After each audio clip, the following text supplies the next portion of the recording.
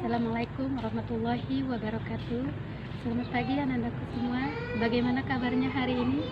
Semoga anandaku semua tetap sehat dan tetaplah semangat untuk menjalankan aktivitasnya sehari-hari, yaitu belajar secara daring. Nah, baiklah, untuk pertemuan kali ini kita akan membahas tentang pergerakan nasional. Dalam pergerakan nasional ini nantinya akan membahas organisasi-organisasi yang dibentuk pada masa pergerakan nasional. Sebelum kita membahas tentang organisasi-organisasinya, Ananda harus terlebih dahulu mengetahui apa saja ciri-ciri perlawanan sebelum abad ke-20 atau sebelum adanya pergerakan nasional. Adapun ciri-ciri organisasi pada abad sebelum ke-20, yang pertama, perlawanannya bersifat lokal, terjadi di daerah-daerah tanpa adanya koordinasi antar daerah. Yang kedua, tidak menggunakan organisasi tetapi dilakukan secara berkelompok saja. Yang ketiga, dipimpin oleh tokoh masyarakat yang disegani. Yang keempat, mengutamakan kekuatan senjata namun kalah dari segi persenjataan. Yang kelima, mudah dipecah belah karena kurangnya koordinasi antara pemimpin dan bawahannya. Sebaliknya, itulah organisasi-organisasi pada masa pergerakan nasional, yaitu bersifat kooperatif atau bekerja sama, dan dia ada yang bersifat non-politik. Baik, kita lanjut bagian pertama.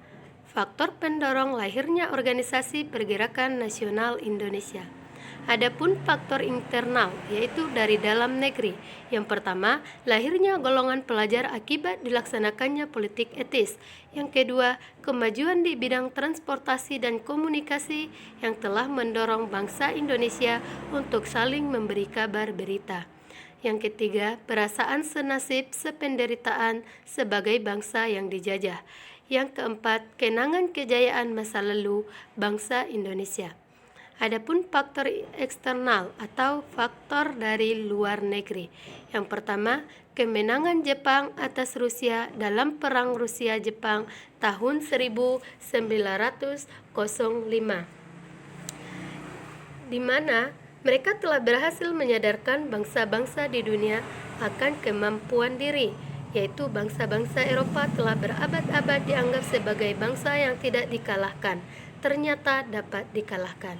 Dari kemenangan Jepang tersebut berhasil menggugah kesadaran bangsa-bangsa Asia untuk melawan penjajah bangsa-bangsa Eropa, termasuk bangsa Indonesia.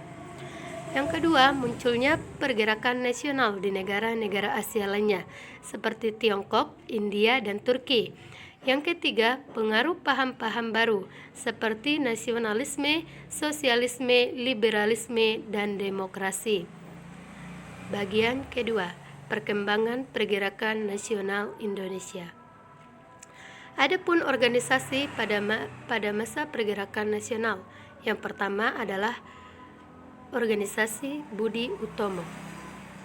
Budi Utomo didirikan pada tanggal 20 Mei 1908.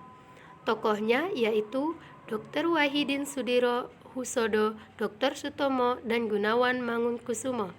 Organisasi Budi Utomo tidak bersifat politis, keanggotaannya terbatas pada penduduk Jawa dan Madura. Budi Utomo merupakan organisasi pergerakan pertama di Indonesia. Oleh karenanya, pada tanggal 20 Mei 1908 dijadikan sebagai Hari Kebangkitan Nasional. Budi Utomo mengalami kemunduran disebabkan oleh: pertama, keanggotaan Budi Utomo hanya terbatas pada penduduk Jawa dan Madura. Yang kedua, munculnya organisasi Serikat Islam yang tidak membatasi keanggotaan.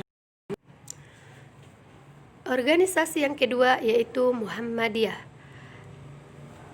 Organisasi Muhammadiyah ini adalah bersifat Islam yang didirikan di Yogyakarta pada tanggal 18 November 1912 oleh Kiai Haji Ahmad Dahlan. Tujuan didirikannya Muhammadiyah yang pertama, memajukan pendidikan dan pengajaran berdasarkan agama Islam.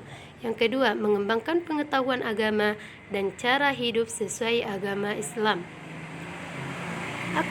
Adapun aktivitas yang dilakukan Muhammadiyah dalam mencapai tujuannya adalah: pertama, mendirikan sekolah-sekolah berdasarkan agama Islam. Yang kedua, mendirikan panti asuhan, poliklinik, rumah sakit, dan masjid.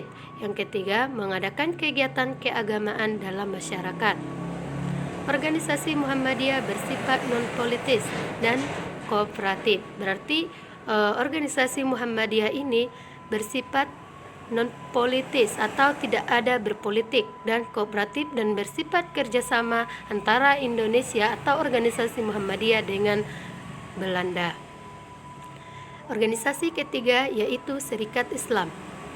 Serikat Islam didirikan oleh Kiai Haji Samanhudi tahun 1911 dengan nama Serikat Dagang Islam.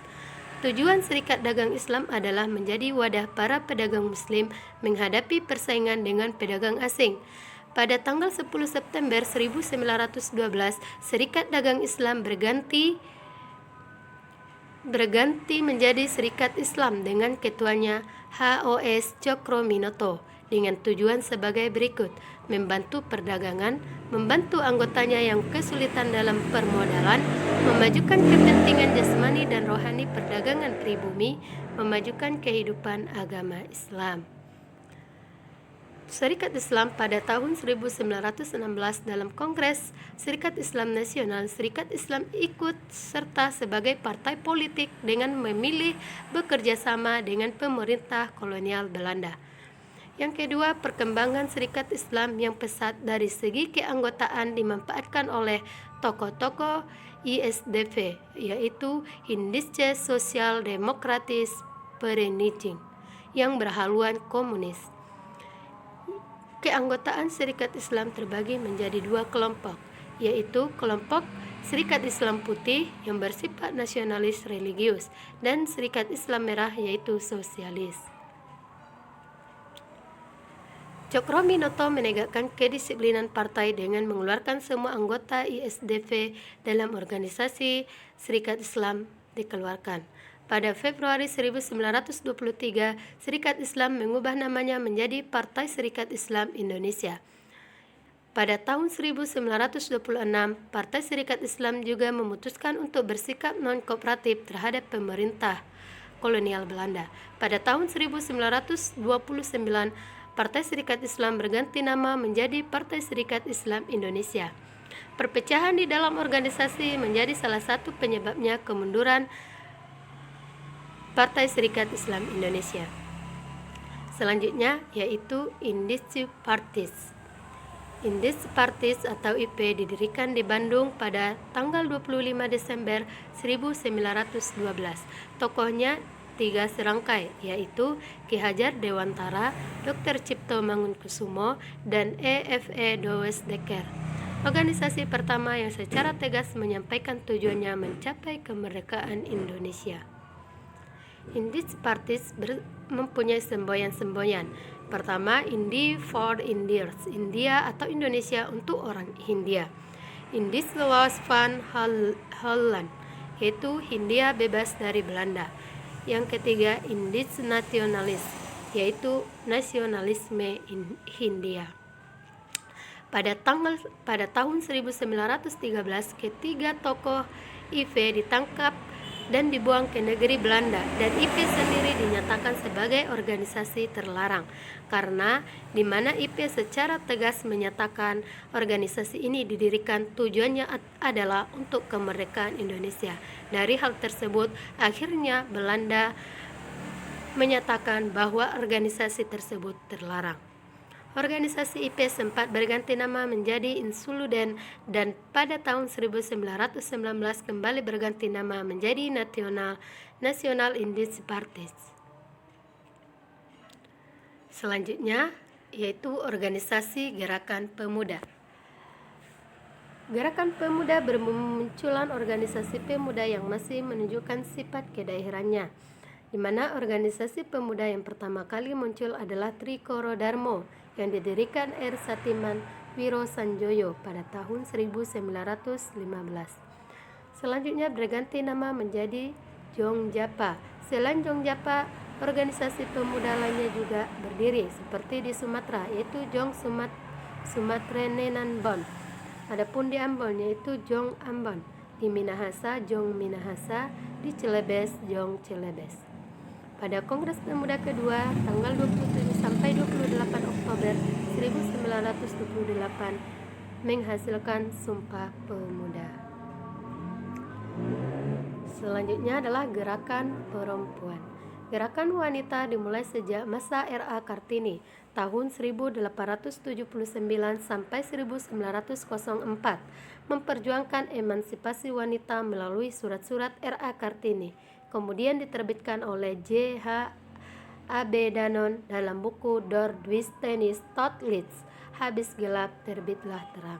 Selain Kartini, ada Dewi Sartika tahun 1884 sampai 1947 yang membentuk Sekolah Istri di Bandung. Pada tanggal 25 sampai 28 Desember 1928 diadakan Kongres Perempuan Indonesia pertama di Yogyakarta, yang hasilnya membentuk Perserikatan Perempuan Indonesia atau PPI, yang kemudian berganti menjadi Perhimpunan Istri Indonesia atau PII dan Istri Sedar. Pada tanggal 28 sampai 31 Desember 1929 diadakan Kongres Perempuan Indonesia II di Batavia. Hasil Kongres Perempuan ini memutuskan bahwa organisasi perempuan akan turut serta berjuang memperbaiki nasib dan derajat perempuan Indonesia. Pada awalnya, Perhimpunan Indonesia bernama Indice Vereniging, didirikan di negeri Belanda pada tahun 1908 dan bertujuan memperjuangkan kepentingan orang Indonesia yang ada di negeri Belanda. Pada tahun 1922 menggunakan nama Indonesia Vereniging untuk memperkuat kebangsaannya dan terjun ke dunia politik.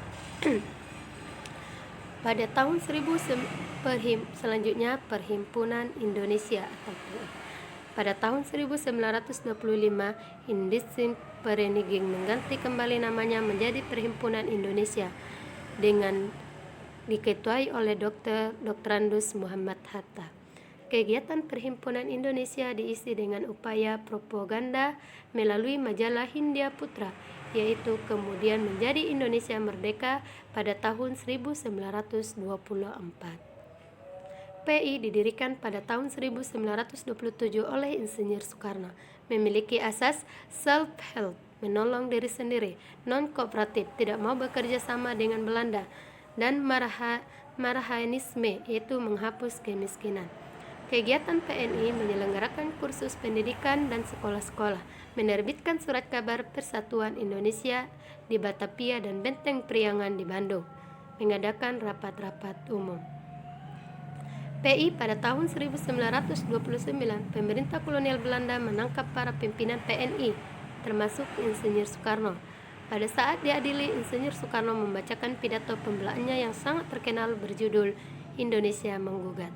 Pidato pembelaannya ditolak dan Insinyur Soekarno tetap ditahan selama 4 tahun di penjara Sukamiskin, Bandung. Yang terakhir adalah Partai Komunis Indonesia atau PKI, didirikan pada tanggal 23 Mei 1923. Awalnya bernama Indice Sosial Demokratis Vereniging yang didirikan pada tahun 1914. Pada 1920 berubah nama menjadi Perserikatan Komunis Hindia dan akhirnya menjadi PKI. Tokoh-tokoh PKI adalah Alimin dan Musso. PKI termasuk organisasi politik yang radikal. Gerakan radikalnya ditunjukkan dengan melakukan aksi pemogokan kaum buruh, aksi pemberontakan di Pulau Jawa tahun 1926, dan pemberontakan di Pulau Sumatera tahun 1925. Oleh karena aksi tersebut, PKI dinyatakan sebagai partai terlarang oleh pemerintahan kolonial Belanda. Next, terakhir organisasi pergerakan pada periode bertahan, yaitu yang pertama ada Taman Siswa, yang kedua Partai Indonesia Raya atau Parindra, kemudian yang ketiga Partai Gabungan Politik Indonesia atau GAPI. baiklah, sampai di sini materi yang dapat Ibu sampaikan. Kalau masih ada yang kurang paham, silahkan Anda tanyakan langsung di grup WA kita. Baik, Ibu akhiri. Wassalamualaikum warahmatullahi wabarakatuh.